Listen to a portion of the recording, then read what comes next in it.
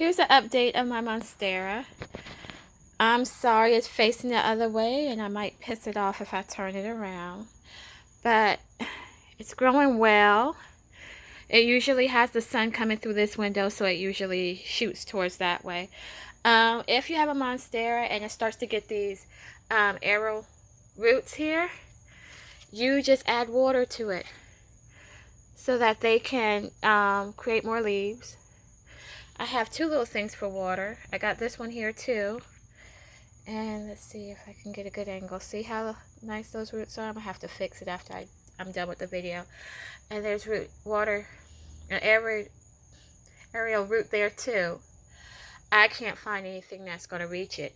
But if you notice the moss pole there, it needed something to climb up, and I didn't expect it to grow so fast, so I didn't want to put a big stake there at first. But then as it grew, I'm like, it outgrew the stake I had, and I only had this thing for like 3 months.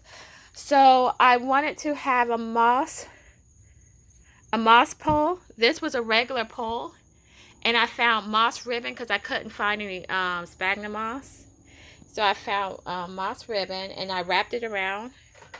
And then I got some twine, some cheap twine that you would get from the Dollar Tree, and I just tied it around. And I just got one thing of the moss ribbon. And don't mind this. This is my little dragon fruit over here. But yeah, I keep this watered well. If you see, the roots are real strong down there. Let's say this is about 2 feet now.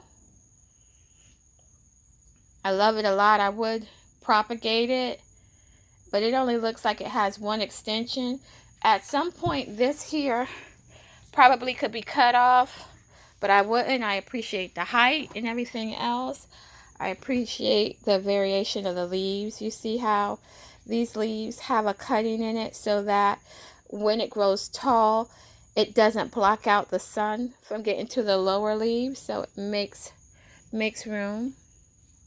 And this definitely turns towards the sun every day.